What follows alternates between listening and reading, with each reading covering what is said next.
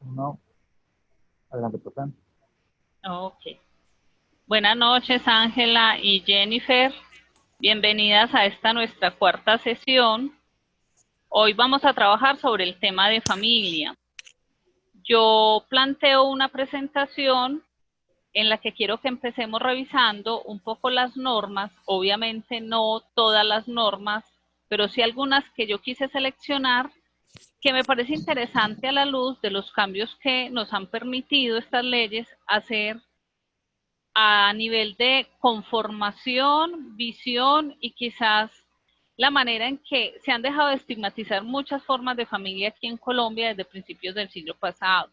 Acuérdense que ustedes pueden abrir los micrófonos, preguntar, parar en cualquier momento, ampliar con lo que ustedes hayan leído, hacer sus aportes y al final puse unas preguntas que quiero que discutamos como un poco en el cierre, también con miras al ejercicio final que hacen de esta materia, que es una presentación en grupo y en la que ustedes van a trabajar el tema de la familia. Bueno, entonces yo voy a empezar por compartirles esta pantalla para que podamos trabajar sobre este tema. Entonces, como les decía, algunos de los cambios jurídicos que hemos tenido a nivel nacional en Colombia datan de más o menos 1932, antes también hubo algunos, pero quise retomar el siglo pasado un poco más reciente para nosotros, porque a partir de esta época es cuando a la mujer se nos empieza a considerar como capaces de administrar nuestros bienes. Hasta 1930 eran todos esos debates de que la mujer no era una mujer adulta, entre comillas, o apta para administrar sus tierras. La mujer no podía votar hasta mediados del siglo pasado y quienes le administraban sus bienes eran su padre, sus hermanos o cuando se casaba, su esposo. Posteriormente, en 1957, con el presidente Gustavo Rojas Pinilla, fue el que promovió todo lo que llevó al voto a la mujer. Incluso él fue el promotor de la concesión de la cédula a la mujer. Y en esa cedulación se definió que el número de cedulación de las mujeres iba a empezar en 20 millones. La primera mujer que votó el 1 de diciembre de 1957 fue su esposa, doña Carola Correa. Y para la época, estaba buscando el dato, votaron 1.835.255 mujeres, algo muy significativo porque la mujer empezó a movilizarse desde esta época aquí en Colombia. En 1968 la ley 75 nos reconoció en Colombia a los hijos naturales como hijos no naturales, simplemente como hijos. Entonces ya no aparecía esa figura del hijo natural que por lo general se le estigmatizaba, se le señalaba y en muchos colegios lo rechazaban, sino que ya eran hijos. Y en 1970 la mujer puede quitar de sus cédulas y de sus documentos legales el D. Luz Dario Muñoz D ya no operaría en esa época, muchas mujeres hicieron el cambio, otras simplemente lo dejaron, pero ya era opcional, ya no era obligatorio. En el 74, con el decreto 8220, se le pone fin teóricamente a la desigualdad entre los sexos, o sea, tanto hombres como mujeres tenían en su poder la dirección del hogar en igualdad de condiciones. Sabemos que esto es en teoría y que es un ideal social. En el 82, la ley 29 permite que desaparezca la noción de hijo ilegítimo. Miren, muchachas, que esto es algo muy reciente. Pensar que apenas en el 82, que es ayer, antier, se está estableciendo que no existe hijo ilegítimo. Simplemente existen hijos legítimos, extramatrimoniales y adoptivos. A hoy en día, a hoy, tenemos a esas tres categorías y los tres tienen los mismos derechos. Por eso es que los hijos que llamamos ilegítimos o extramatrimoniales, incluso los adoptivos, cuentan con los mismos derechos de sucesión y herencia. En el 90, la ley 54 termina el estigma de las uniones fuera de ese matrimonio o los concubinatos que llamábamos. y se establece simplemente que las mujeres y los hijos nacidos de esa unión sean hijos, digamos, legales y que obtengan los mismos derechos que cualquiera que haya estado en una unión sacralizada o civil. En 2007, la Corte Constitucional, bajo la sentencia C075, declara el régimen de protección para parejas o uniones maritales del mismo hecho. Esto es muy importante porque desde aquí empezamos a ver el debate sobre si una unión marital que puede ir a una notaría a establecer sus derechos legales para obtener, por ejemplo, la pensión del otro, ¿es un matrimonio o no lo es? Considerado matrimonio desde la ley civil, las leyes civiles, pero no desde las religiosas, o no es considerado matrimonio. Y el artículo 42 de nuestra Constitución del 91, no vamos a leer todo esto, pero quise resaltar lo que hay aquí en negrilla, que me parece interesante, es lo que se viene diciendo y lo que se viene violentando y se viene incumpliendo desde hace mucho tiempo. Los derechos de la pareja en igualdad de condiciones, la violencia, rechazar esa violencia y que esa violencia tanto a hombres como mujeres, niños, ancianos, sea sancionada por la ley y que los hijos que estén fuera del matrimonio, que sean adoptados, tengan los mismos derechos. Me llama la atención porque de todas maneras, frente a esos tres puntos, sigue habiendo cierta ambigüedad porque es muy común que nosotros en Colombia veamos que se están violando los derechos permanentemente de los niños, de las mujeres, de los hombres, de cualquier ciudadano colombiano se están violando los derechos y la ley poco está siendo efectiva en estos casos. A nivel de derechos, pareciera ser que sí hay igualdad de derechos entre todos estos hijos, pero no deja de haber colegios, no solo católicos, no solo religiosos de diferentes corrientes, que estigmatizan los niños que no tienen uniones, digamos, basadas en un ritual. Llámese un ritual civil, un ritual evangélico, un ritual cristiano o uno católico. Este recorrido por la ley es un poco para que ahorita cuando miremos todas estas definiciones de cómo son las familias nuestras, miremos qué aplica y qué no. Pero en uno de los textos yo quise incluir algo que ustedes trabajaron y que ya leyeron, y es el átomo del parentesco. Algo que aparece como una matemática muy ajena, muy de las áreas diferentes a lo social, pero que cuando uno lo lee y entiende la explicación, tiene toda una relación con lo que son los vínculos filiales en una familia. Entonces Levi-Strauss, que fue el que planteó que el átomo del parentesco simplemente lo que estaba demostrando era una unidad básica de uniones o de filiaciones. Él decía, mire, en el átomo del parentesco hay que tener en consideración varios elementos, varios conceptos. Uno, cómo se genera la alianza o los matrimonios, cómo se da la filiación, que es diferente en cada cultura. ¿Qué es eso de la hermandad o la hermandad? ¿Quién es mi hermano? ¿El vinculado por biología o el vinculado por sangre, como en algunas culturas, pero con sangre de una vaca, por ejemplo, como los masái? Y finalmente, ¿qué es la familia? Entonces, para poder analizar el átomo del parentesco, hay unos elementos básicos, unos conceptos básicos, y es definir qué es una casa. Una casa se puede entender como algo que agrupa a personas bajo un mismo techo. Una gens, cuando se hablan de las gens, como de esas tribus, como de esos linajes, una gens es conformada por descendientes de un antepasado común, que podría llegar a ser incluso un tótem, ese antepasado mítico que todos estarían agrupados en línea de filiación con el ascendiente.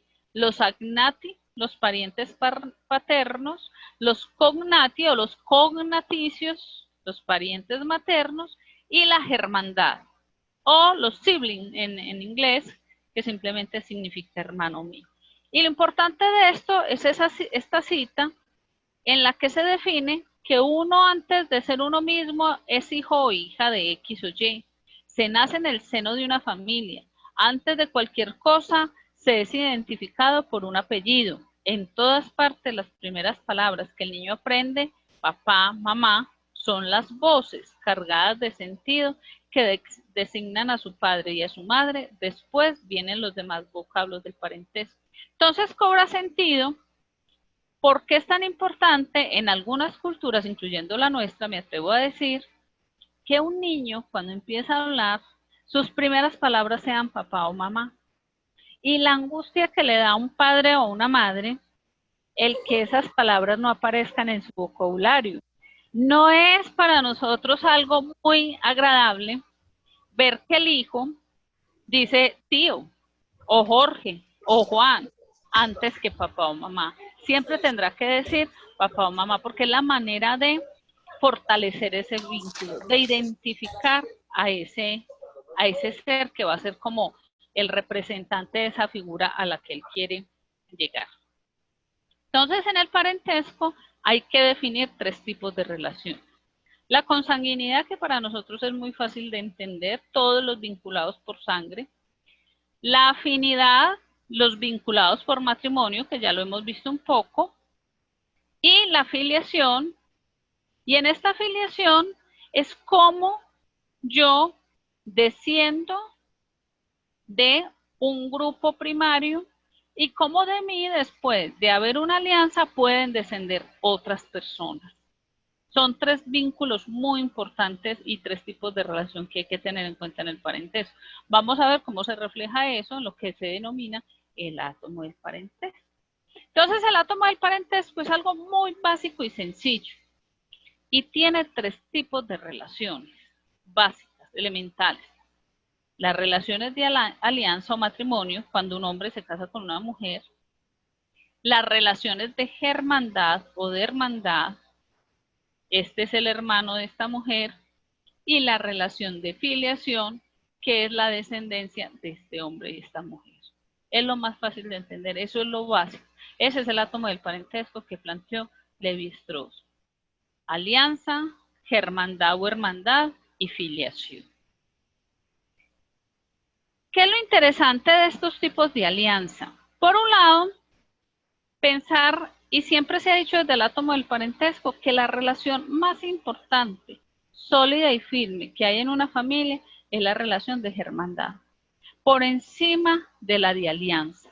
¿Por qué? Porque la relación de alianza se puede romper. Uno se puede divorciar del esposo, pero uno nunca se puede divorciar del hermano. Y hay un vínculo que es ineludible y que nunca se podrá romper, y por eso Levi-Strauss dijo que él consideraba a la verdadera familia, a la familia constituida por una mujer y sus hijos, porque este vínculo entre la madre y su hijo o sus hijos es inamovible.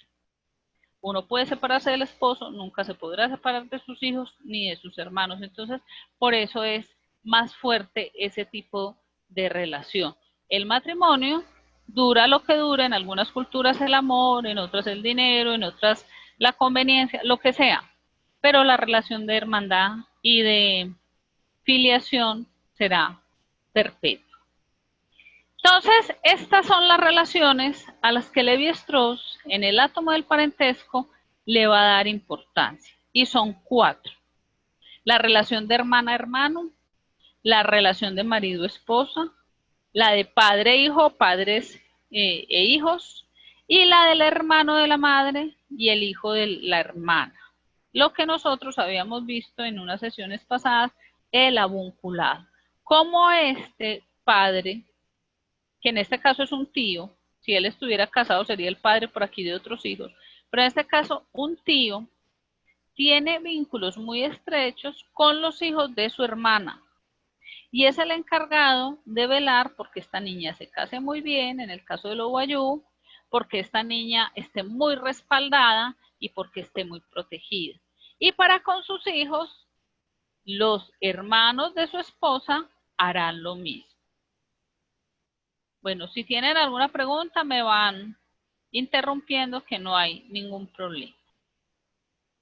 Para Robin Foss, la postura, ustedes lo vieron ahí en la lectura, se hablaba de la familia matrifocal, es una visión más biológica, biosocial o como dice aquí matricéntrica, donde él toma la unidad básica y esa unidad básica va a ser la mamá con sus hijos.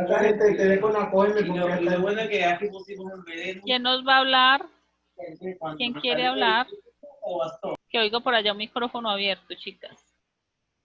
Bueno, entonces esta es una relación más biológica y más centrada en el vínculo que tiene la madre con sus hijos e hijas. Preguntas hasta aquí, muchachas, porque voy a empezar con el tema de las familias y algunos tipos de familia que quise como resaltar de los textos. O algún aporte que tengan hasta aquí de lo que hayan leído.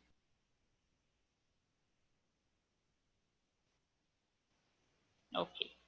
Entonces, a nivel de tipos de familia, ustedes leyeron en los textos que las familias más, digamos, comunes, entre comillas, van a ser dos. La familia nuclear y la extendida o extensa. La familia nuclear es muy importante porque de alguna forma reduce cierta competencia entre individuos y estamos hablando de la poligamia, particularmente la poligínica. Cuando hay un núcleo menor y cuando no hay relaciones poligínicas, parece que esa competencia sexual de los machos por las hembras se reduce. Pero también garantiza la protección de la mujer durante el embarazo y la lactancia. Recuerden un poquito las sesiones que vimos de evolución y lo que ustedes pudieron leer de evolución, y es que cuando hay una manada muy grande, cuando hay un grupo social muy grande, garantizar la supervivencia y garantizar los alimentos es más difícil. Entonces, entre el grupo es más pequeño, es más posible garantizar esa supervivencia e incluso garantizar la endoculturación, la socialización de los nuevos individuos. Y en la familia nuclear, dadas las especialidades conductuales impuestas a la hembra humana por su papel reproductor y las diferencias anatómicas y fisiológicas entre hombres y mujeres, la división sexual del trabajo hace más eficiente la subsistencia, decía Marvin Harris. Estas son las condiciones que Marvin Harris considera para que una familia sea considerada nuclear. Otro antropólogo, Ralph Limpton, decía que esta fórmula es el sustrato de todas las otras formas familiares. Siempre habrá un padre, una madre y un hijo. Hoy en día, la figura del padre la puede ocupar cualquier varón que no sea realmente el biológico o el padre biológico de esos niños. O sea, no tiene que ser realmente ese padre de intención o ese padre biológico. Por otro lado, la familia extensa, una de las posibilidades para tener este tipo de familias es permitir que en muchos territorios exista mano de obra muy barata, de fácil acceso, para que pueda reproducir toda esa, digamos, posibilidad de crecimiento familiar a través del cultivo de la tierra, del cuidado del ganado, pero que sea la misma familia la que ayude a reproducir esa mano de obra. A mayor número de hijos, mayores posibilidades de cuidado de la tierra. Esta familia extensa fue muy funcional, pensemos en Colombia, en la época agraria nuestra, hasta la década de los 70 y 80, cuando Colombia era principalmente agrario. Después de la década de los 80 empieza todo el latifundismo, empieza todas las expulsiones y las guerras en los campos, empiezan los cambios en los agroquímicos, en los cultivos, en las importaciones y exportaciones, y empieza a generarse una transformación en las familias. Y en este tipo de familia, los lazos de sangre entre generaciones son más importantes que los lazos de matrimonio. Lo ve uno mucho un poco en las comunidades gitanas, en las comunidades en general rurales. ¿Cuáles son las ventajas y desventajas de una y otra? En la familia nuclear, la ventaja sería la posibilidad de movilidad. Es más fácil andar de un lugar a otro, desplazarse de un lugar a otro, con pocos hijos, poderles ofrecer educación y condiciones para su sostenimiento si el número es más limitado. Y por otro lado, la disolución de esa familia es menos traumática, podría decirse. La familia nuclear es una unidad de consumo más que de producción y comúnmente la recreación y muchos de los servicios que se necesitan en la familia nuclear se hacen por fuera de la misma familia. O sea que para un Estado capitalista el ideal es una familia nuclear que sea más consumidora que productora. En la familia nuclear no hay mucha influencia de los parientes. Las familias nucleares por lo general están aisladas unas con otras. Este tipo de cofradías o de uniones que se hacían de fin de semana cada vez es más distante en el tiempo. Por lo regular, cada una de estas familias vive tan ocupada que no está compartiendo con los otros integrantes de su familia. Entonces son núcleos pequeños, casi que independientes del resto de la familia. En la familia nuclear no hay roles femeninos y masculinos muy rígidos, muy establecidos.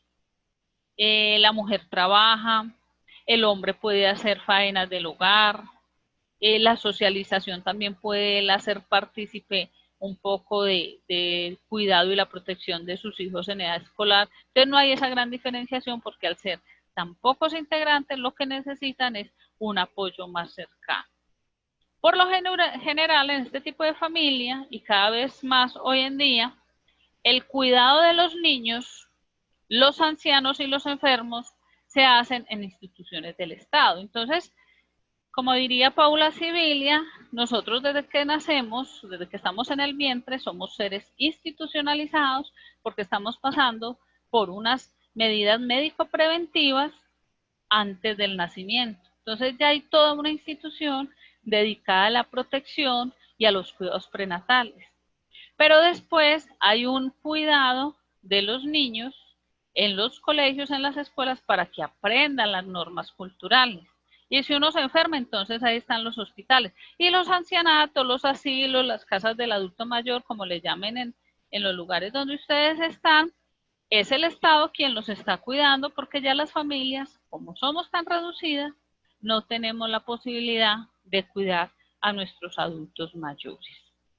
La escuela y los medios masivos de comunicación son muy importantes y cada vez más hoy en día porque es a través de estos que se están socializando los hijos.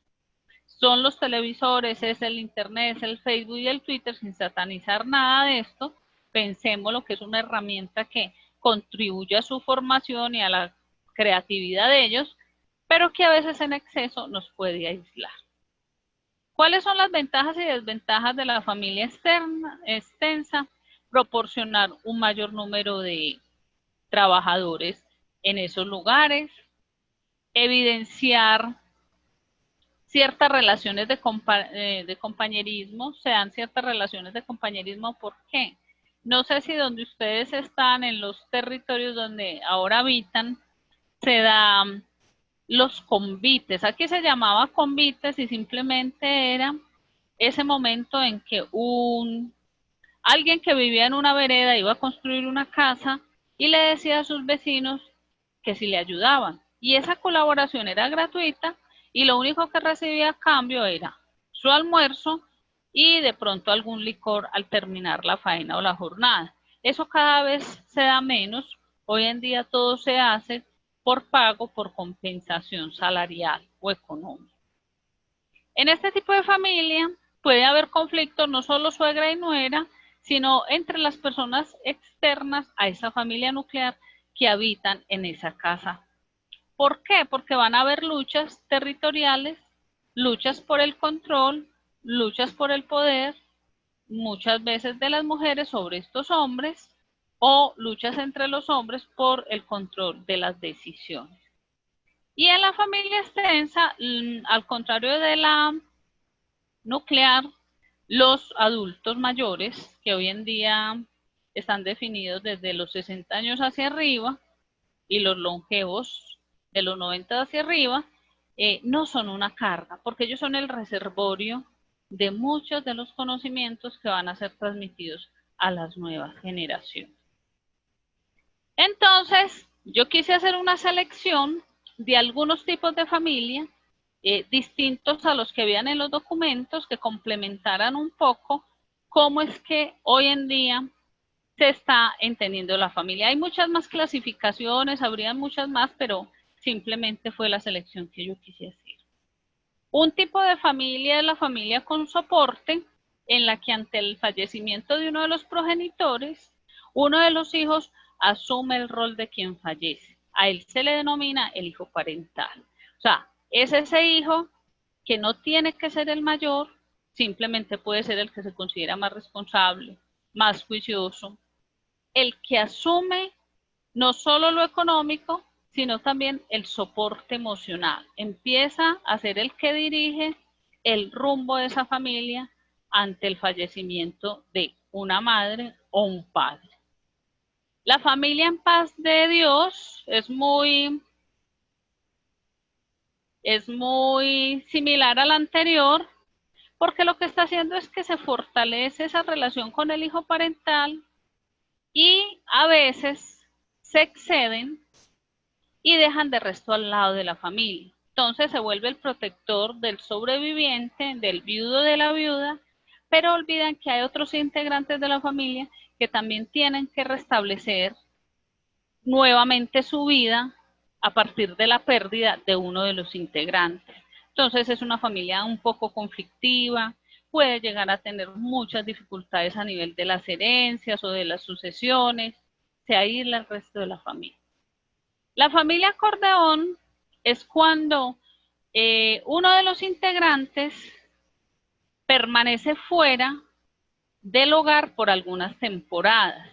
Es ese esposo o esposa que está entrando y saliendo del núcleo familiar. Piensen ustedes, los camioneros. Un camionero pasa largas jornadas y semanas enteras fuera de su casa. Entonces él está entrando a su familia y saliendo permanentemente. Piensen en los ingenieros. Hay algunos ingenieros civiles, agrónomos, de mucha índole que tienen que estar fuera de sus hogares de origen en proyectos ambientales, en obras de infraestructura, en Ecopetrol, qué sé yo. Piensen ustedes mismas, las trabajadoras sociales, las psicólogas, tienen que estar entrando y saliendo a las comunidades y a veces dejando sus hogares por una temporada. La familia homoparental son los miembros de un núcleo familiar con 2 hombres o 2 mujeres, o sea, familias que se conforman a partir de la unión de 2 personas del mismo sexo. Las familias con miembro fantasma funciona mucho en aquellos hogares en la que la pérdida de uno de sus integrantes, el papá, vamos a ver quién nos quiere hablar. El papá o la mamá fallecen y lo que sucede es que es muy difícil restablecer esa vida.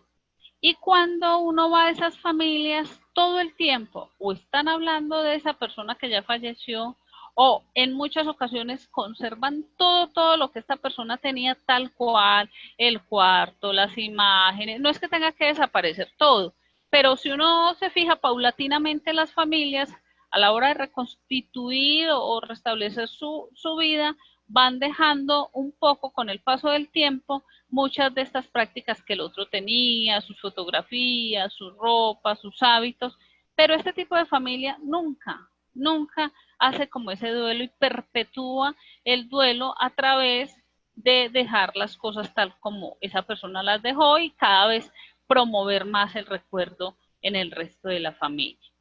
La familia uniparental, constituida por un solo progenitor y su hijo, ya sea hombre o mujer. La familia de facto, que se estudió y se analizó mucho en la década de los 80, es la que hoy en día se conoce como la familia de hecho. ¿Alguna pregunta hasta aquí, chicas?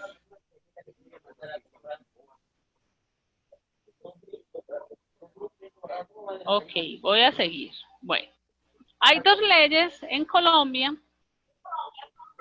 Mire que empezamos con las leyes y vamos a ir revisando ahora qué leyes se han hecho para proteger a estos bebés que van naciendo.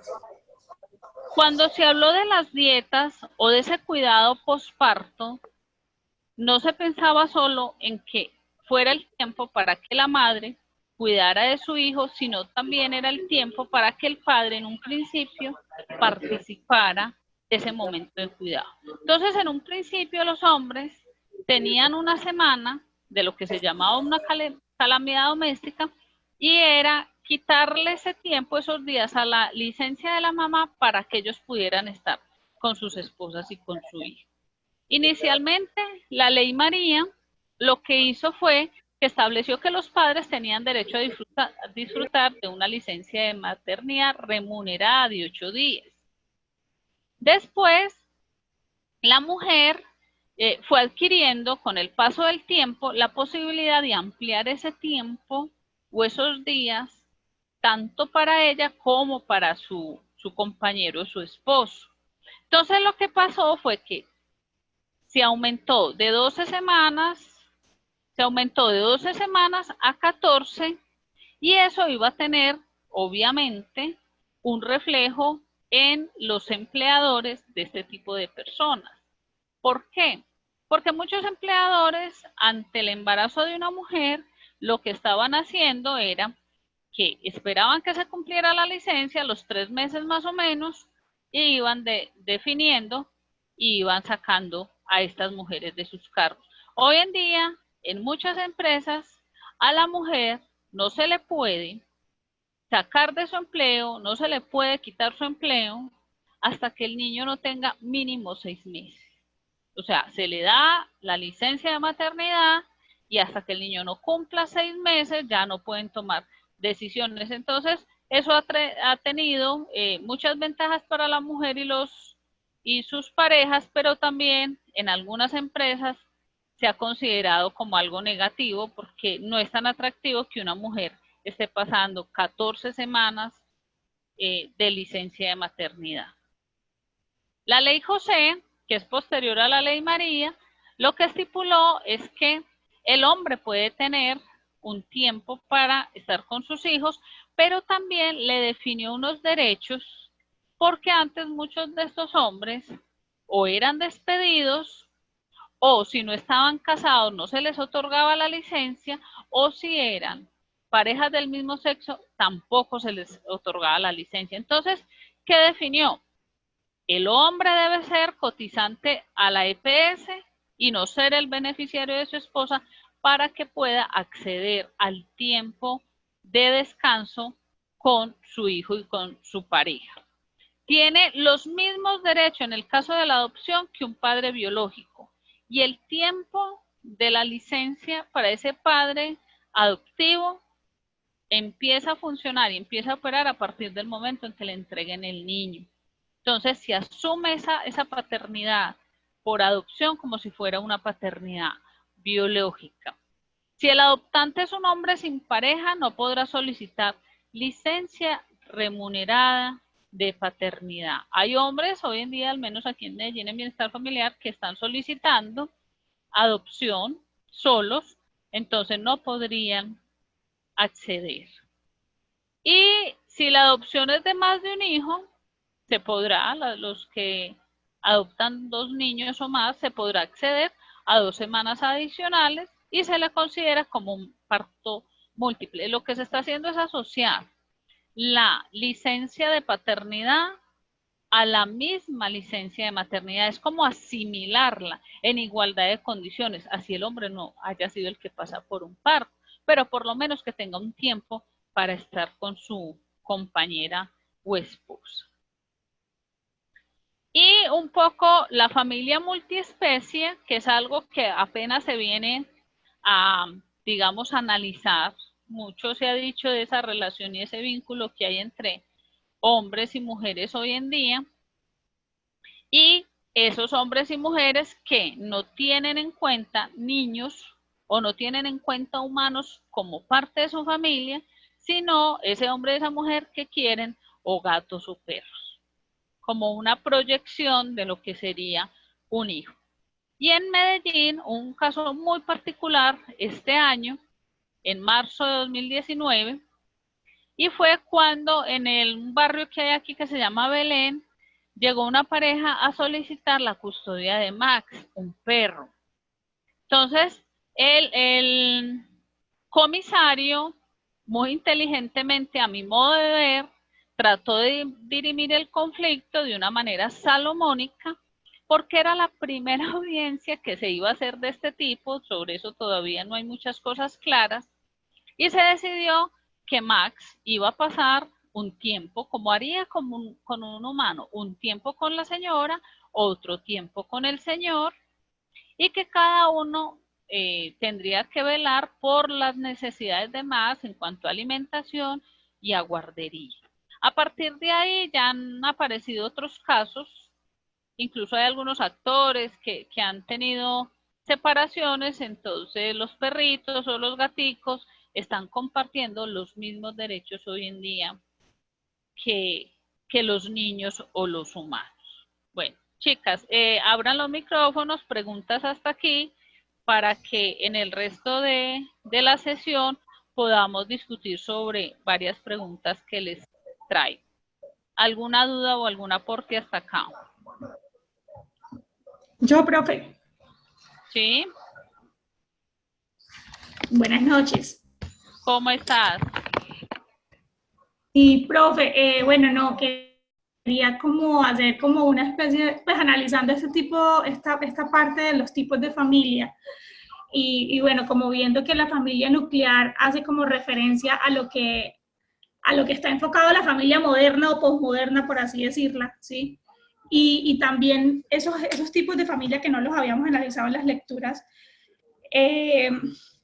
sí vemos como una tendencia también dentro de lo que es la misma legislación y cómo se está moviendo pues el mundo frente al tema de la reproducción, ¿sí? O sea, lo limitante que es a veces el tema de la división sexual en la actualidad y lo que implica precisamente para el tema de la reproducción, cómo eso va como todo escalonado. Lo que quiero decir es que como que uno empieza a ver una relación entre el enfoque de la familia actual, ¿sí? Y la misma división sexual del trabajo que hace que ya la mujer esté enfocada obviamente no solamente a un tema de reproducción, sino un tema obviamente de producción económica, ¿sí? Y limita el hecho de la reproducción.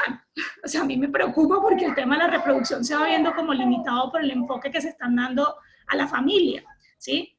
En la modernidad. Incluso este tema del perro me causa mucha gracia, ¿sí?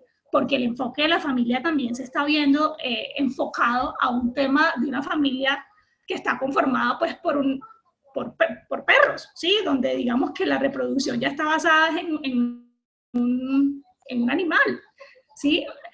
O sea, es gracioso, pero también al mismo tiempo es un poco preocupante, ¿no? Siendo pesimista con lo que se puede venir a futuro, ¿no? Entonces me causa gracia, pero también me causa asombro de que todo está como relacionado, ¿sí? Del enfoque de la familia nuclear, más enfocada al tema del capitalismo, ¿sí? Y el tema de la división sexual del trabajo, lo que ha traído como consecuencia es una disminución de la reproducción, ¿sí? Entonces, me parece impresionante, pero bueno, así se están como planteando las cosas. Eso como a manera de análisis, y también quería hacer una preguntita. No entendí la familia de hecho o la familia de facto, no me quedó muy clara.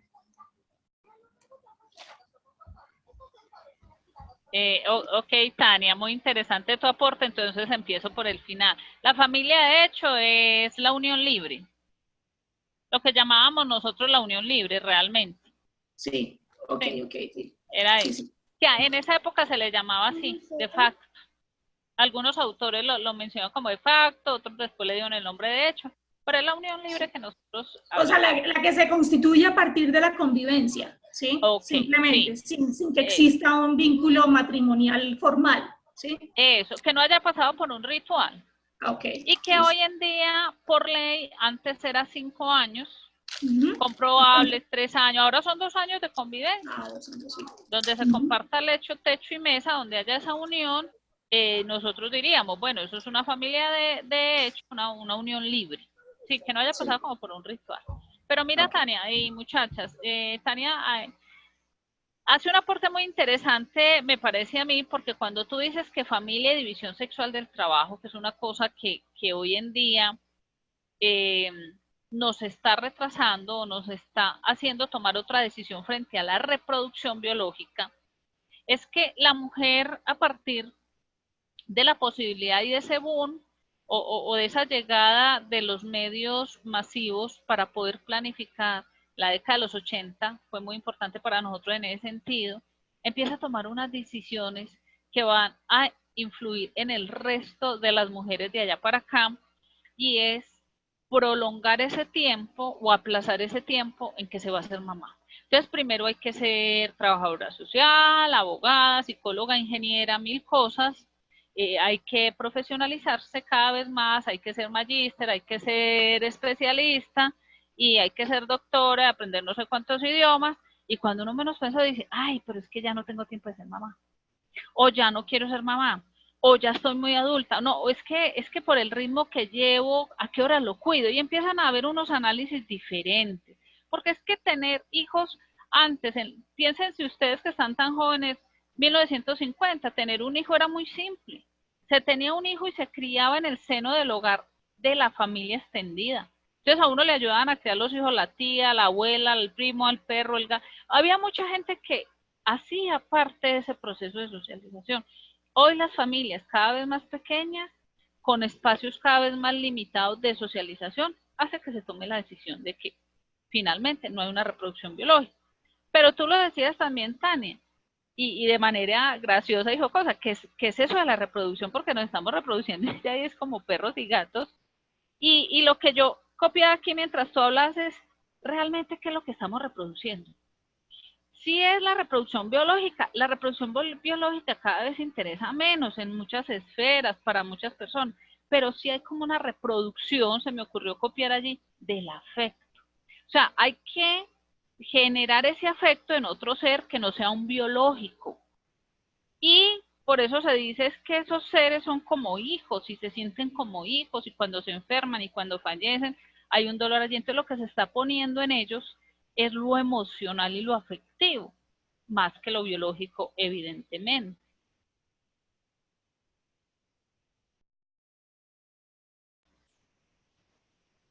¿Algún otro aporte, chicas?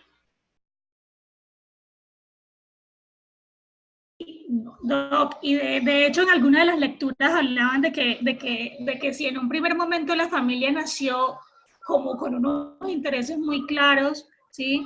Pues, de reproducción, de supervivencia, ¿sí? Ahorita una de las bases de la familia está más enfocada precisamente en eso, ¿no? Como una evolución de la familia, ¿sí? Como por no verlo todo desde una perspectiva, porque uno se asusta, ¿no? Yo me asusto, yo soy muy tradicional en ese sentido, y no verlo desde una perspectiva solamente negativa. Efectivamente ahorita digamos que como que lo que se ve dentro del fundamento de la familia es la parte de los sentimientos, el afecto, lo que usted llama el amor, ¿no?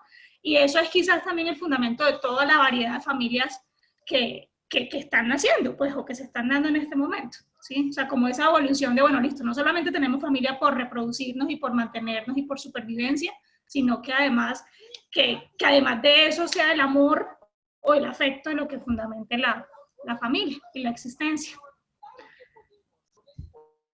Que seguiría siendo el ideal, ¿cierto? Que la fundamentación de la unión entre dos seres para poder dar origen quizás a otros tantos más, uno, dos, tres, los que se pueda y se quieran tener, el ideal sería eso, que la unión sea por amor, por afecto, que haya una solidez entre esas dos personas que permitan una condición emocional, afectiva, armónica, sana, entre comillas, si se quiere. Pero difícilmente eso es lo que estamos viviendo realmente.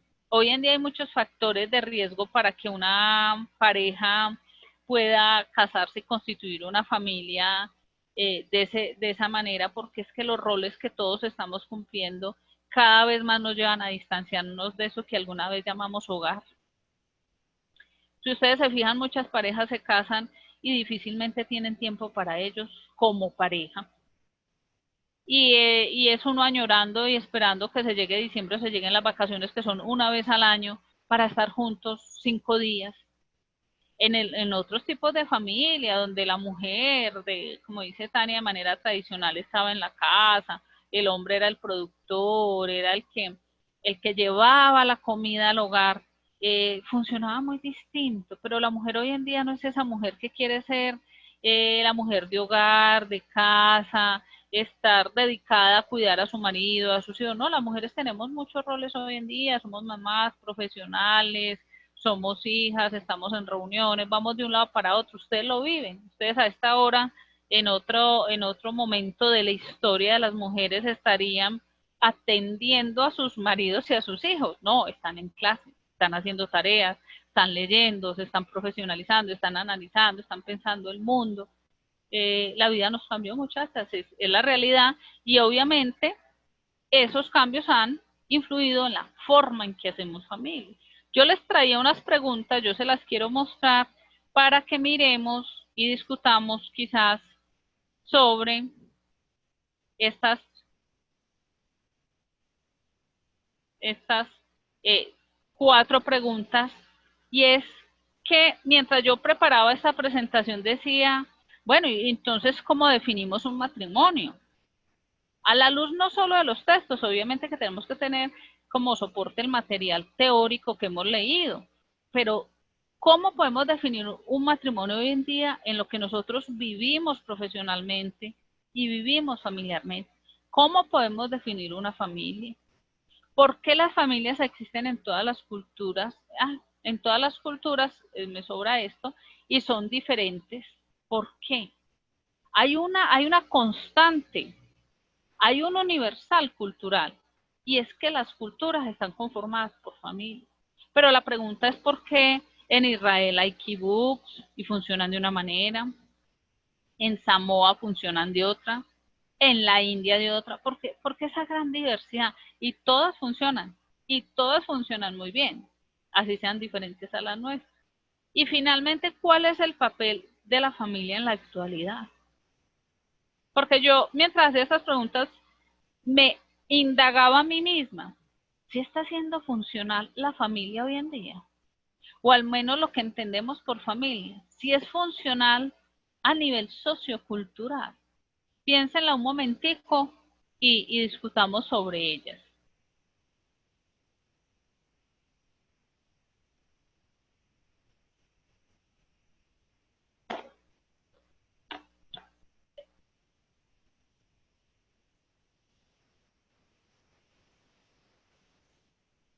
Piensen a ver, y la que quiera nos comenta qué opina.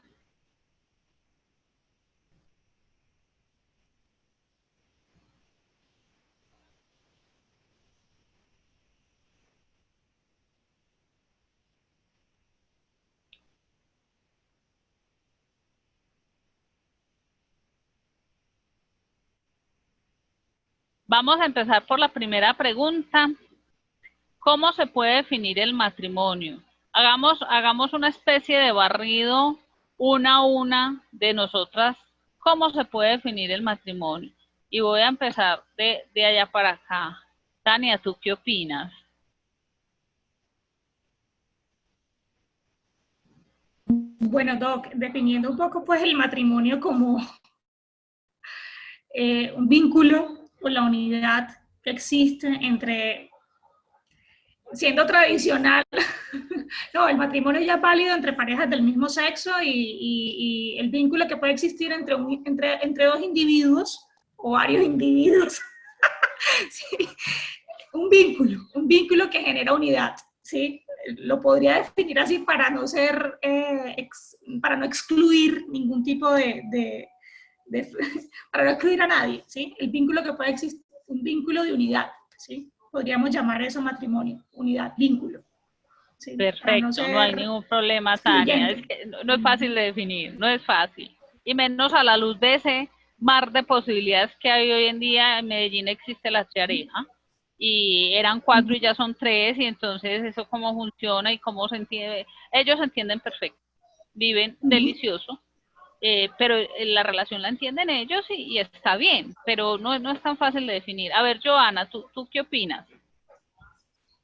¿Cómo se puede definir el matrimonio? Yo estoy de acuerdo con Tania, es un vínculo entre dos personas que representa la unión, no sé, sí, de dos personas que por libre decisión o por su voluntad han decidido, valga la redundancia, construir o sea, es como la base de una familia, pienso yo, ¿no? Ok, Joana, muy bien, muchas gracias. Natalia, cuéntanos tú qué opinas. ¿Cómo se puede definir ese matrimonio? Buenas noches, Buenas pues noches. para mí, o sea, al momento de definir el matrimonio, se puede establecer, o sea, como dos partes, ¿cierto? La primera parte se podría establecer por un vínculo, ya sea afectivo, un vínculo social, o sea, un vínculo, sí, afectivo general, principalmente que se genera ya sea por el compartir o por determinadas relaciones que en determinado momento se han tenido entre dos o más personas, ¿cierto? Pero también en algunas culturas se puede establecer como un contrato. El matrimonio se puede establecer como un contrato en el que se realiza un intercambio de una persona con ciertos materiales, con ciertos objetos y que pueden traer beneficio, por lo general, a la familia de la mujer, ¿cierto? Porque lo que hablábamos hace unas clases, que en muchas culturas se cambia a la mujer por determinadas cosas, se hace un contrato en el que cuando la mujer alcanza determinada edad, entonces se entrega a ese esposo, se entrega a ese marido, independientemente de que la mujer quiera o no quiera. Bien, Natalia. Ángela, ¿y tú qué nos dices?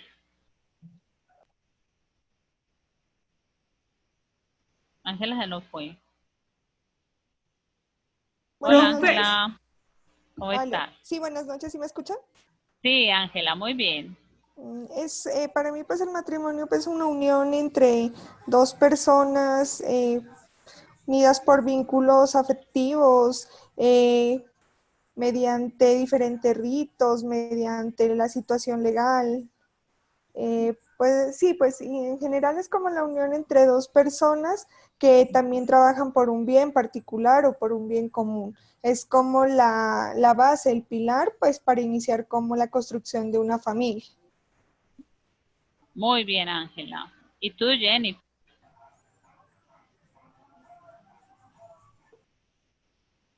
Jennifer. Ahora sí. Profe, yo de pronto quisiera agregar pues a lo que ya han dicho las compañeras, es que este simplemente no se da de un modo legal, sí, sino que está de por medio también de pronto un ritual, como usted lo menciona generalmente, una decisión individual, no necesariamente de parte y parte, ¿sí? Porque se presentan ese tipo de casos. De pronto el tema de que ese matrimonio no se da simplemente con el fin último de la procreación en el momento actual, ¿sí? Bueno, pienso como eso, profe. Y que ya no es duradero, ya no se lo realiza pensando en que este va a ser duradero, ¿sí? Siempre existirá la duda de que puede haber cualquier cosa y nos puede separar, ¿cierto? Muy bien. Yugeli, te me fuiste, no, por aquí anda. ¿Qué opinas tú? Muy buenas noches. Buenas noches. Yo en cuanto al matrimonio, agregando lo que han dicho las compañeras, creo que es la unión entre dos personas. Mirando el tiempo actual, es algo que ya no, es muy difícil mirarlo como un hecho de amor. En muchos matrimonios se ve la parte de interés y además de todo eso, ¿cómo le dije? Mirándolo de los tiempos antepasados, se veía que los matrimonios eran más duraderos al actual. porque nosotros en estos momentos de la vida actual siempre se mira la parte económica, interés. En muchos matrimonios ¿cómo lo digo? No hay progresión. Bien, Yugeli. Bien. Es cierto lo que dice Yugeli, de pronto lo que planteaba Jennifer, ya no es esa perspectiva de, bueno, nos vamos a casar para toda una vida y con el propósito de formar una familia. No, realmente ya hay otros elementos que juegan a favor o en contra. Y ustedes lo dicen muy bien. Si bien es una decisión Profe, más falto yo. individual. Ay, Yusmina, te me fuiste. ¿Dónde estás? Perdón. Ay, te me perdiste. Disculpa. ¿Cómo estás? Bien, usted. Buenas Muy noches, bien, buenas ahora noches, sí. compañero. Lo Bueno, que pasa es que se me corrió y no te vi. para mí el matrimonio es la unión de una pareja, sea del mismo sexo o de sexo diferente, que principalmente se realizaba con el fin de conformar una familia y procrear, pero que hoy en día, digamos, ese fin ha cambiado, ha variado. Es por ello que ya van a tener más en cuenta o más en fuerza lo que es cuando se presentan los matrimonios por bienes mancomunados o bienes separados. En los bienes mancomunados es cuando las parejas, es decir, el hombre o la mujer, o las dos mujeres o los dos hombres, tienen derecho a todos los bienes, tanto los que se consigan o los que tenían al momento de que se realice el matrimonio. Y por bienes separados es que tanto lo que tenían antes como lo que consigan dentro del matrimonio le pertenece a la pareja que lo haya conseguido. Y es por eso también en que hoy en día considero yo que más se ve el tema del matrimonio civil, que es en el que se pueden interponer o dejar plasmar más cláusulas que los matrimonios religiosos. Bien, Yusmina, muy buen aporte. Todo lo que tiene. Ah, tú eres Lacey. Sí, señor. Lacey, muy buen aporte en cuanto a lo que tiene que ver con el patrimonio de las parejas, porque miren las dificultades que en algunos momentos podemos tener nosotros por no firmar capitulaciones.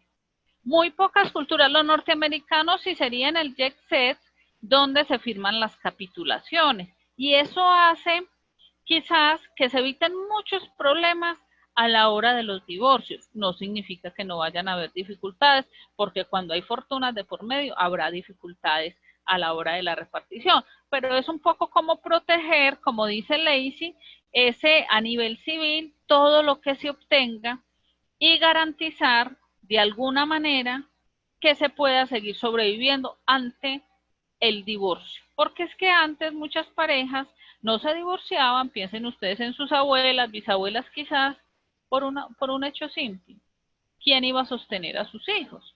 Cuando la mujer dependía del hombre, eso ha sido un gran cambio en la familia, cuando la mujer dependía del hombre, entonces no se iba del hogar, así el hombre la maltratara, así no se quisiera, no tenía que pasar por maltrato, simplemente por desamor, porque ¿quién iba a acabar de criar esos hijos? Entonces hay cosas muy interesantes cuando ustedes plantean, primero, hoy no es a perpetuidad como se pensaba antes, hay otros elementos que giran en torno a la conformación de un matrimonio y posteriormente Profe. Ángela, hola. Hola, profe. De pronto, no sé si lo dijeron o se me olvidó también decirlo, el matrimonio es algo transitorio que puede cambiar, ¿no?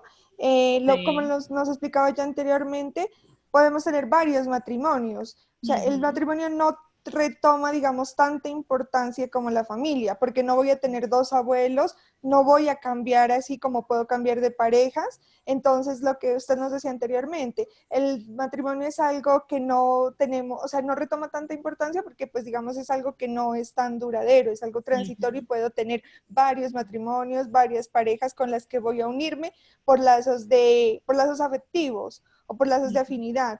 Pero es diferente lo que es la familia sí toma gran fuerza porque son los lazos mucho más fuertes, porque no voy a tener dos hermanos, no voy a tener dos papás. Entonces es como la diferencia que hay también en lo que es la familia y el matrimonio. Muy bien, Ángela, que eso nos lleva a la segunda pregunta y es ¿cómo definimos hoy en día la familia? Y por eso adrede, y porque me parece muy interesante el caso en Medellín sobre esa familia multiespecie, ¿cómo podemos definir una familia? Si ustedes piensan en este momento, bueno, si yo tuviera que definirla en un renglón, en dos renglones, ¿quiénes integran mi familia? ¿O cómo defino yo mi familia?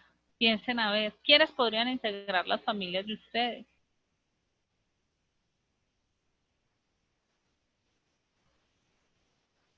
La que quiera. Ahí sí no las voy a obligar una a una. Díganme la que quiera quiénes podrían ser las familias. Lacey lo tiene muy claro como abogada quiénes pueden integrar en Colombia la familia. Ella lo sabe desde el derecho.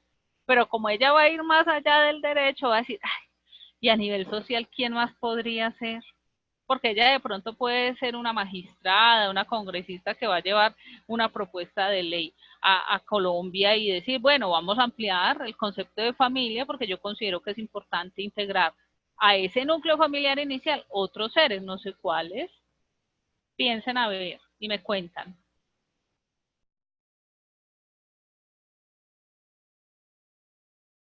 Profe, yo diría partiendo desde el entendido que familia no es únicamente, digamos, esa persona con la que uno tiene un vínculo consanguíneo y teniendo en cuenta las diferentes discusiones que se han formado en la corte, eh, únicamente, o sea, si yo diría mi familia son mi mamá, mis abuelos, mis hermanos, mis sobrinos, mis primos, estaría siendo, digamos, un concepto restringido, porque familia es, digamos, todo lo que a mí me genera un vínculo emocional para mí, un apego, y entre eso entrarían, digamos, mis amigos, esos vecinos que uno estima tanto, las mascotas de la casa, inclusive compañeros de trabajo.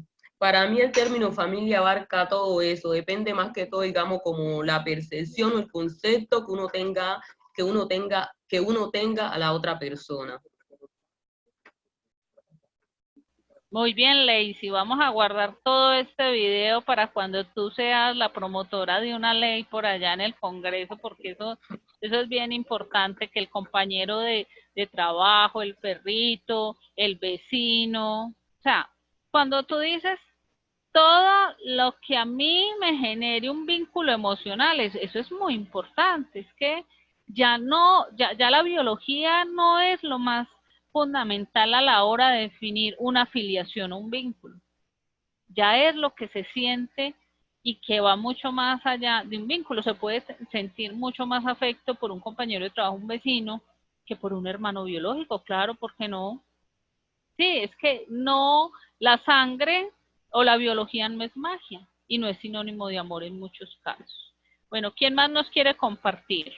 ¿Cómo podemos definir esa familia?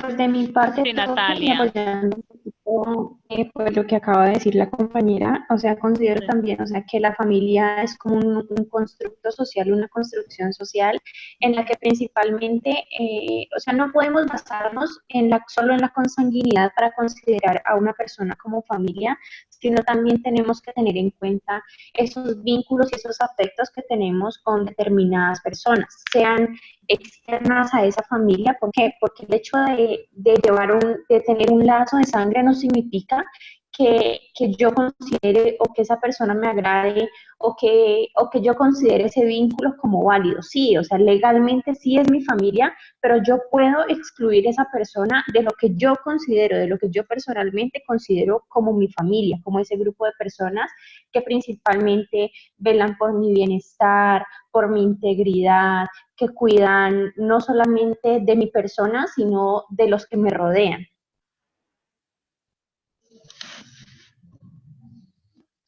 Muy bien, Ángela, muchas gracias. ¿Quién más nos quiere aportar? Ángela dice una cosa muy importante, quien me cuida y me protege. Sí, Natalia. Te escuchamos, Natalia. Tania, ¿sí? Ah, eres ok. Tania. Ah, pensé que Natalia apareció. Liz, Tania.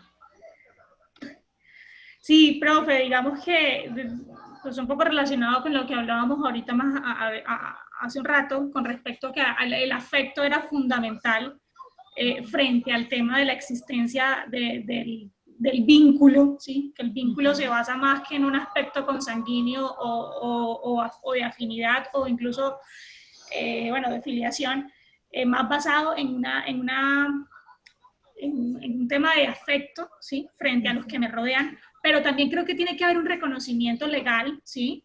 Sí, además de la construcción social, tiene que haber un reconocimiento legal, y creo que por eso ahí le dice usted a la compañera sobre la ley, o la existencia de la ley, porque sí que se tiene que entender que lo que nace frente al matrimonio y la familia también son derechos y obligaciones, y por más que yo quiera a mi vecino como parte de mi familia, jurídicamente o legalmente yo no tengo con él un vínculo jurídico que me genere frente a él unos derechos y unas obligaciones, ¿sí? Entonces, si bien es cierto que la existencia del afecto es vital para la construcción de una familia moderna un concepto de familia posmoderna frente al afecto, jurídicamente debe existir un reconocimiento que implique la existencia de esos derechos y esas obligaciones frente a esas personas o incluso esos animales, ¿sí? Que ahorita, por ejemplo, con ese fallo me parece increíble, porque eso también es un reconocimiento de la responsabilidad que implica tener un ser viviente con uno, ¿sí? Si no solamente compro el perrito, sino que también tengo frente a él unos derechos y unas obligaciones que cumplir. Entonces, creo que la parte de los derechos y las obligaciones y el reconocimiento jurídico es muy importante frente a lo que implica el término de familia. Y seguramente así llegaría a ser en el caso de que se amplíe todo ese concepto en el artículo 42 al 44 de lo que se entiende como familia a través de nuestra Constitución nacional, y seguro se legislaría sobre eso, y en el Código Civil aparecerían también normativas para decir, bueno, entonces su vecino también es su pariente, pero entonces cuando su vecino esté enfermo, si usted no lo atiende, como a la luz de ahora los abuelos, donde los nietos y los hijos no lo atienden, lo van a atender si los hijos no atienden a sus papás, son los nietos los que los van a tener que cuidar. Entonces, listo, en esa extensión afectiva vamos a extender las leyes también, totalmente de acuerdo, porque no es solo decir, sí, es que es mi pariente y lo quiero mucho, pero se me enfermó, no, yo no sé, usted verá, miren a ver qué hacen con él, ahí sí no es mi familia. Entonces, eso es lo que se llama la instrumentalización de la cultura. Como yo la cultura la utilizo de acuerdo a lo que me beneficia a mí. Estoy totalmente de acuerdo con que extendamos ese concepto, pero bajo un criterio de derechos y obligaciones para poder que se consolide esto como un hecho social realmente, ¿cierto? Si no se nos queda ahí, güey. Y otra pregunta que yo traigo es, ¿por qué existen familias en todas las culturas? ¿Por qué? ¿Por qué sigue siendo en algunas culturas más fuerte que en otras, en unas considerada como la célula fundamental de la constitución de todas esas estructuras de la cultura? En otras puede que, como tú lo dices, Tania, en esta posmodernidad de pronto va siendo más diluido el concepto, pero igual sigue existiendo. ¿Por qué siguen existiendo familias en las culturas? ¿Qué creen de lo que hemos leído? Y siguen existiendo y siguen siendo importantes finalmente. Profe, yo diría que en las culturas siguen existiendo familias, principalmente porque a través de la familia es que se va a continuar o se va a perpetuar esa cultura, esas costumbres, esos ritos, esas creencias. Entonces, si dejamos de un lado la familia, va a llegar un momento determinado en que, digamos, la última familia que era que practicaba esa cultura, en el momento que desaparezca o que fallezcan los miembros de esa familia, hasta ahí va a llegar esa cultura. Entonces, por eso necesariamente es indispensable que la familia haga parte de la cultura para que ella pueda seguir transmitiéndose de generación en generación o de familia en familia.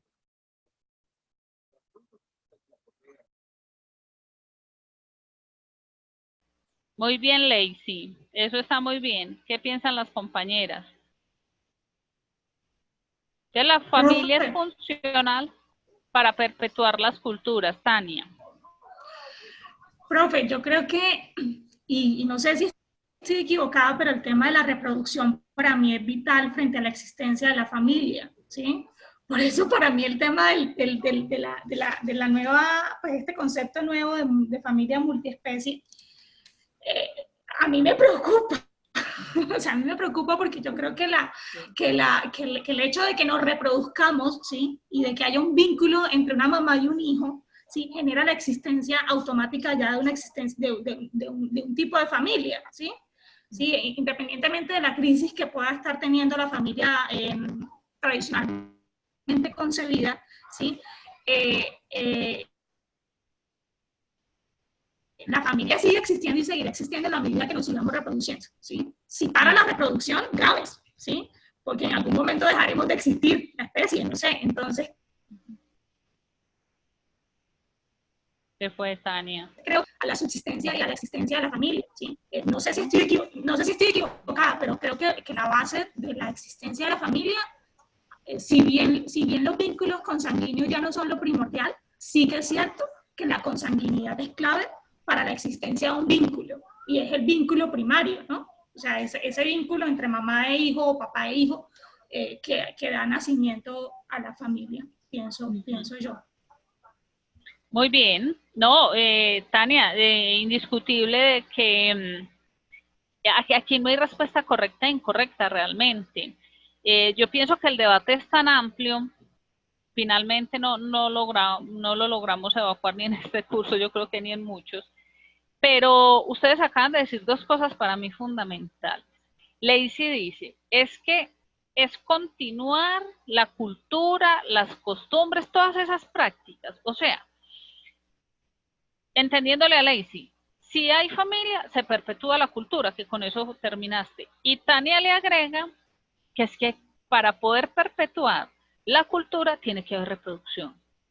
Lo que pasa es que no todo el mundo se quiere reproducir, eso es una realidad, eso es un derecho a reproducirse, a uno hacerlo hoy en día no se estigmatiza ni se señala tanto a los que no se reproducen, pero de igual manera, si las culturas no se reproducen a través de cualquier forma que ella sea, que hoy la entendemos como familia, las culturas hacen una cosa que se llama entropía. Entropía es como que se van hacia adentro, como que se meten, se introducen entre sí mismas y simplemente desaparecen. Empieza a desaparecer por lo que dijo Lacey. ¿A quién le transmitimos las creencias? ¿A quién le transmitimos las culturas si ya no hay generaciones? Miren ustedes los campos, no sé si en sus tierras donde viven Bogotá, Pereira, Chocó, Valledupar, Antioquia, ¿a quién le vamos a transmitir la creencia y la práctica del cultivo, de la ganadería, de las minerías artesanales, de los tejidos con palmas, con hiracas, con lanas? Si los jóvenes ya quieren hacer otra cosa, están en todo su derecho que quieran hacer otra cosa. Pero hay una cosa muy importante y es cómo transmitir las costumbres. Y hasta hoy, como lo decía Irene del Valle en un artículo, el futuro de la familia es y ya lo había dicho Levi-Strauss hace rato, la única forma que tienen las culturas para reproducir la misma cultura es la familia. ¿Por qué? Y la familia no va a dejar de existir. ¿Por qué? Porque no existe todavía una institución cultural que haga lo que hace la familia. No hay. ¿Quién nos habla por aquí? Yesenia. Aló, Yesenia. Hola. ¿Quieres participar, Yesenia? Te escuchamos. Yesenia, te escuchamos. No, se le está moviendo la cámara. Sí. Jennifer. Profe, yo quería como agregar algo. Espérate, Jennifer, que Yesenia cierre el micrófono, por favor. Ahí sí, Jennifer. Yo pensaría que de pronto porque han existido y siguen existiendo las familias, de pronto no verlo tanto desde el punto de vista cultural, que sé que es muy importante, sino pensarlo también desde el punto de vista individual, de que el ser humano siempre va a necesitar como un otro íntimo, ¿sí? Que de pronto lo proteja, con el cual compartir, con el cual distribuirse las tareas, hacer la carga de la vida como menos fuerte. Sí, entonces pensarlo como un poco más en términos, no sé, en términos emocionales también, ¿sí? Como no instrumentalizar tanto a la familia, sino pensarla también desde el individuo. Por supuesto que sí, muchachas y Jennifer. Es indudable y no podemos dejar de lado lo emocional, para nada. Recuerden en la época, cuando hablamos en esta época de la evolución, nosotros somos gregarios y somos de manada por naturaleza.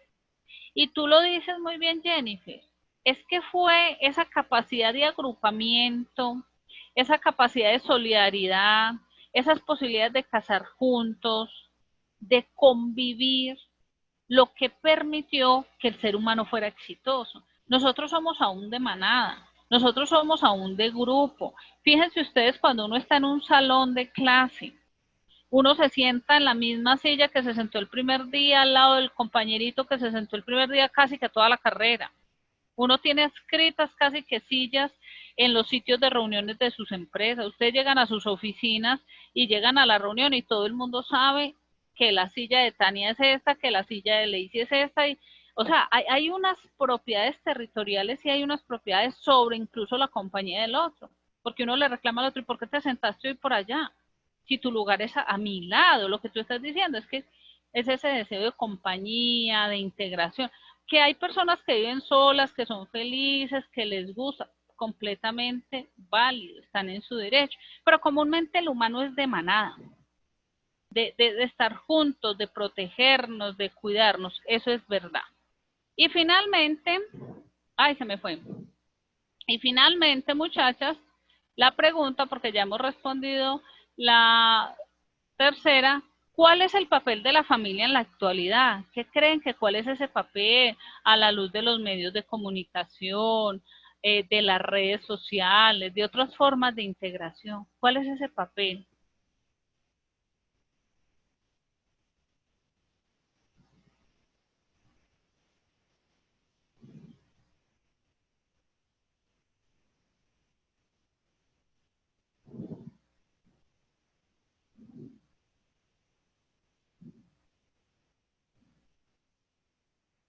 ¿Qué piensan, chicas? ¿Cuál es ese papel de la familia?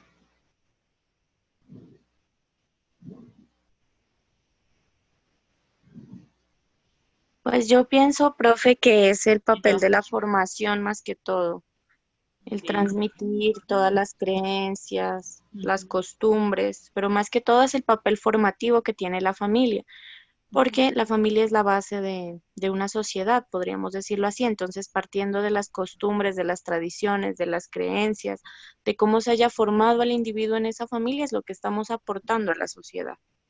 Perfecto, muy bien, Joana, es cierto, y ese es el llamado que se le hace a todas las familias cuando hay un episodio de violencia, un episodio de maltrato, y siempre se pregunta, ¿y la familia qué? ¿Y dónde está la familia? ¿Y cómo será la familia?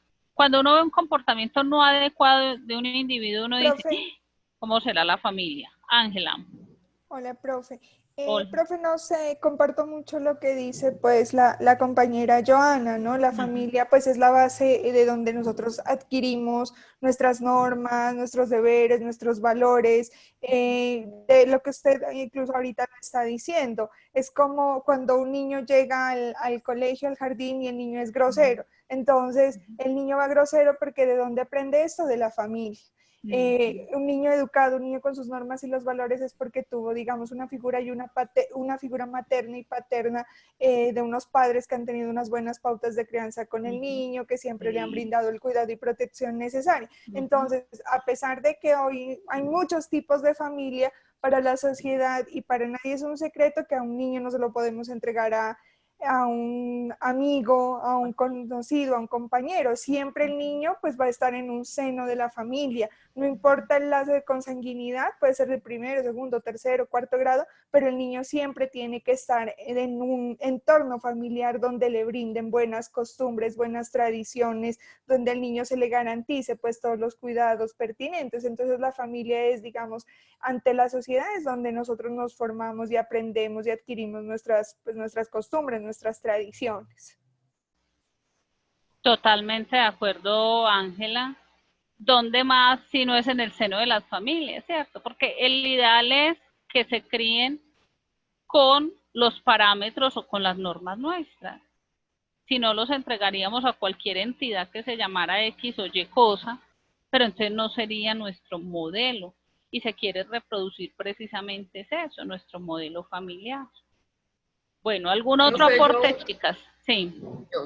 Yo diría que la importancia de la familia en la actualidad está basada en que la familia es donde se brindan esas bases, esas pautas, esos principios, esos valores. O sea, sería como la orientación al integrante, puede ser a los hijos, los mismos padres que en ocasiones aprenden de uno como hijo, para que pueda interactuar de una manera idónea, adecuada o como espera la sociedad dentro de esa misma sociedad, valga la redundancia.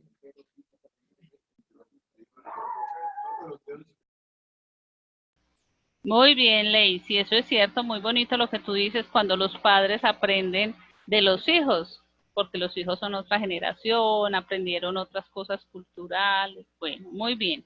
¿Algún otro aporte, chicas, para ir cerrando? Natalia. Otra cosa, profe, aparte del rol de educación o del rol de educador de la familia, también es importante tener en cuenta el rol de protección, ¿cierto? ¿Por qué?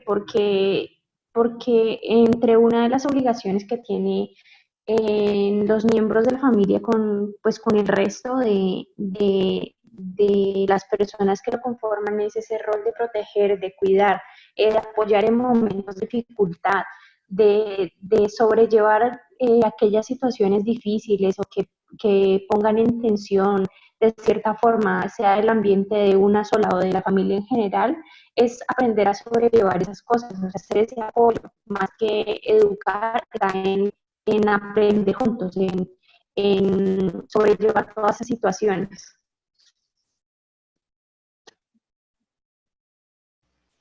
Sí, muy bien.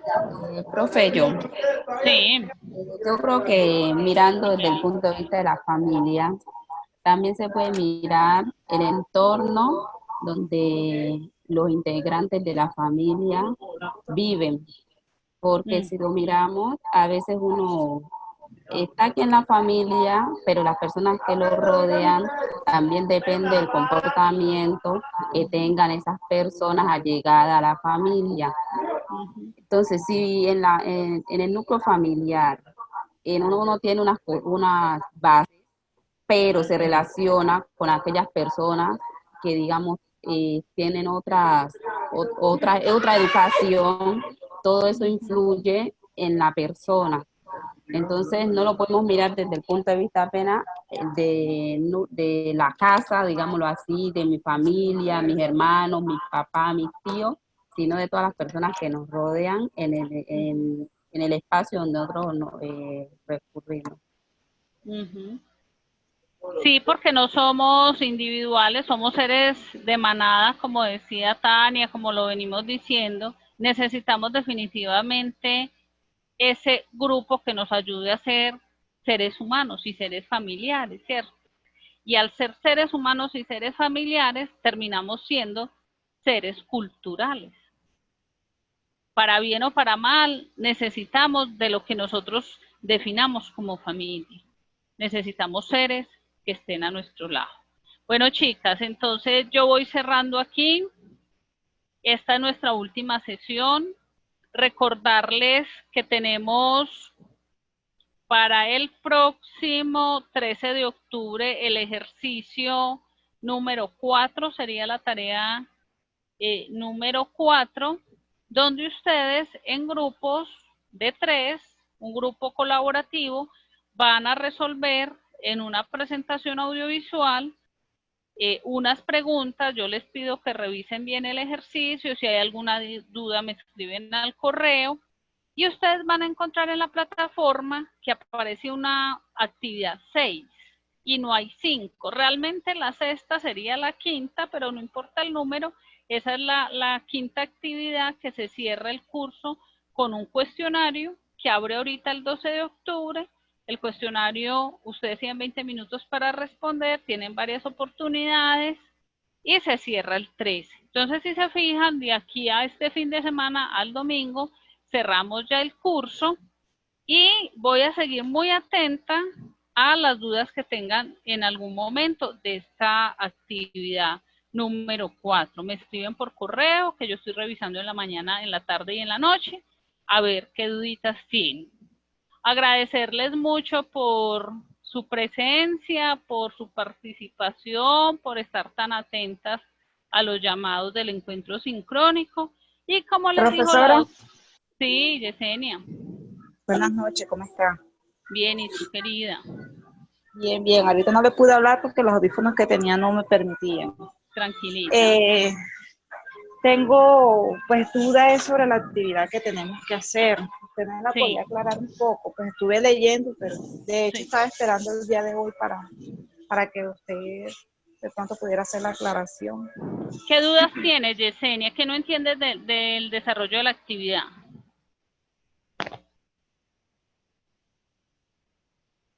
Aló, Yesenia. ¿Qué es lo que no entiendes de la actividad? ¿Se fue? ¿Aló? Yesenia. Ya. Ya, Yesenia, ¿qué no entiendes? Cuéntame qué no entiendes de la actividad. En grupo de 3 personas hacer un taller audiovisual, ¿sí? Sí. Puede ser una presentación de PowerPoint, que me parece más simple y sencilla. El Prezi de pronto si lo manejan, pero a veces es más complicado manejar Prezi. Es una presentación de PowerPoint. Mira que ahí tienen 2, 4, 6, 7 criterios, como 7 preguntas, explicar los aportes de la sociología, argumentar las funciones que cumple la familia, analizar los cambios que se han vivido en las familias. Mira que muchas cosas ya las hemos elaborado. Pensar un poco por qué es importante estudiar o analizar las familias a la luz de las ciencias sociales. Ahí está cada una de las preguntitas. Entonces la idea es desarrollar cada una de esas preguntas en unas diapositivas, si se quiere. No es un texto escrito, no es un ensayo, es una presentación que ustedes pueden ambientar con alguna foto, si quieren hacer un video, bueno, ya ustedes mirarán. Pero sería dar respuesta a esas 7 preguntas que hay allí. ¿Te aclaras un poco, Yesenia?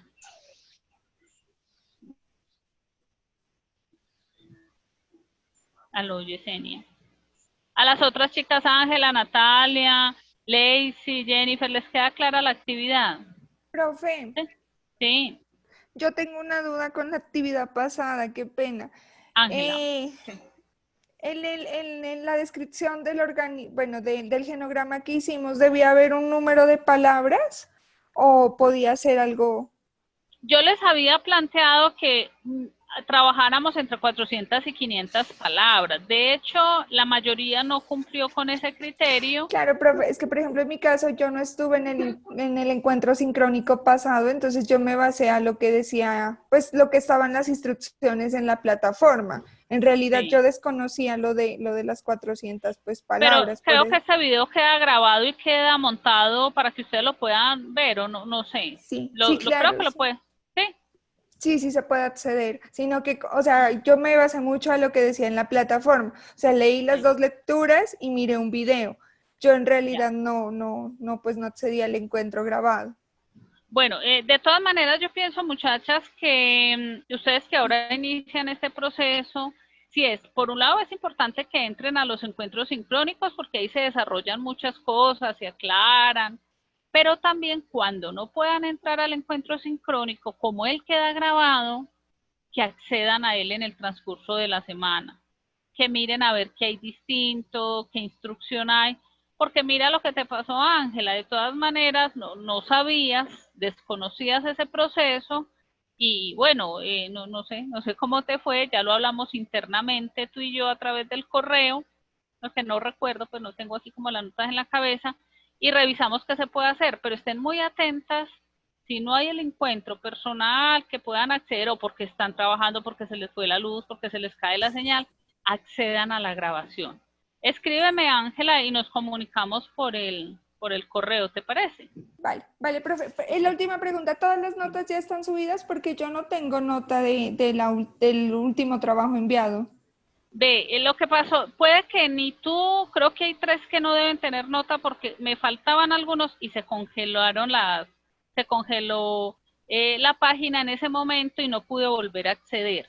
Yo intento mañana, les actualizo las notas a las que le falten y recuerden que la doctora Diana en la primera sesión les dijo que quienes entraran, no sé quiénes estaban, la primera entraron Tania, entró Lacey, y bueno, varias de las que están aquí, Natalia, Ángela, miren a ver si recuerdan cuando ella les dijo, se les va a considerar y se les va a tener en cuenta la participación en los encuentros sincrónicos, ¿recuerdan? Tania Sí, está profe, haciendo, sí. sí, recuerdan, ella dijo, se les va a considerar porque es importante, entonces yo aquí llevo mi lista de asistencia, ustedes muy juiciosas siempre entraron comúnmente a estos espacios, entonces les voy a subir nota, máximo 1 unidad, a quienes hayan tenido el mayor número de participaciones y se los voy a reflejar en la nota que tengan más bajita, o sea, no va a ser siempre en la misma nota para todos, sino a la que tengan más bajita les subo esa unidad, ¿listo? Entonces les corrijo esas notas en el transcurso de la semana entrante que ya me hayan entregado el último ejercicio, ¿de acuerdo? Ok, Ángela. Sí, profe, muchas gracias. Bueno, a ustedes, chicas, desearles lo mejor en este proceso formativo, que sigan con el mismo entusiasmo, con las mismas ganas de participar, el mismo juicio en las lecturas, agradecerles y desearles lo mejor en todo este proceso y a Esteban, nuestro ingeniero de sistema, darle las gracias por mantenernos nuestra plataforma muy firme y sin ningún percance. Chicas, feliz noche y estaré atenta a cualquier duda que tengan a través del correo. Muchas gracias. Bueno, feliz noche. Feliz Muchas semana. gracias, profe. Chao. Feliz noche para todos, que descansen. Feliz noche. Gracias. Chao. Gracias.